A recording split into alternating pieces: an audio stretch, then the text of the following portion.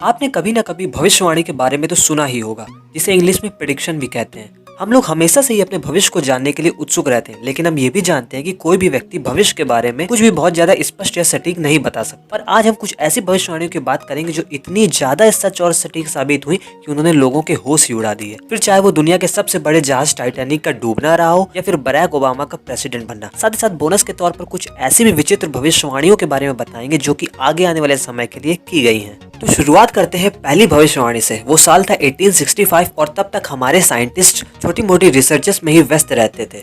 लेकिन उसी साल जूलियस वर्ने नाम के एक फ्रेंच लेखक ने एक नॉवेल लिखी from Earth to the Moon, और इसमें उन्होंने कुछ ऐसी भविष्यवाणियां की जिसे सुनकर आप भी चौंक जाएंगे। उस वक्त तक मून पे ग्रेविटी यानी गुरुत्वाकर्षण के बारे में कोई भी अंदाजा नहीं था, लेकिन उन्होंने ऐसा लिखा कि चांद पर पहुंचने वाले व्यक्ति को अपने वजन में कमी महसूस होगी। साथ ही साथ उन्होंने अपनी नॉवेल में ये भी बताया कि पहले मून मिशन में 3 लोग जाएंगे और ये फ्लोरिडा से लॉन्च होगा। ये दोनों बातें भी बिल्कुल सच निकली, क्योंकि जब 16 जुलाई 1969 को ये अपोलो 11 नाम का मिशन लॉन्च हुआ तो उसमें 3 ही शख्स गए, नील आर्मस्ट्रॉन्ग, माइकल कॉलिंस और एडविन एल्ड्रिन। और साथ ही साथ ये लॉन्च भी कैनेडी स्पेस सेंटर से ही हुआ, जो कि यूएस के फ्लोरिडा राज्य में मौजूद है। आज तक कोई भी इस बात का पता नहीं लगा सका कि आखिर इस अपोलो 11 मिशन के लगभग 100 साल पहले ही जूलियस वर्ने को सारी बातें कैसे पता चली। हालांकि उनकी नॉवेल में और भी कई सारी बातें थी, लेकिन वो सारी सच साबित नहीं हुई। अब आते हैं अगली भविष्यवाणी पर, जो की गई थी 1968 में। ये प्रेडिक्शन जाहिर तौर पर आपको पूरी तरह से चौंका देगी। तो बात कुछ ऐसी है कि साल 1968 में जॉन ब्रूनर नाम के ब्रिटिश लेखक ने एक नॉवेल लिखी जिसका नाम था स्टैंड ऑन ज़ैंज़िबार। उन्होंने उस नॉवेल में भविष्यवाणी में बताया कि 2010 के आसपास यूएस में अफ्रीकन अमेरिकन मूल का व्यक्ति प्रेसिडेंट के तौर पर चुना जाएगा। लेकिन इसके साथ ही उन्होंने अपनी नॉवेल में उस कैरेक्टर का नाम प्रेसिडेंट ओबामा भी बताया था।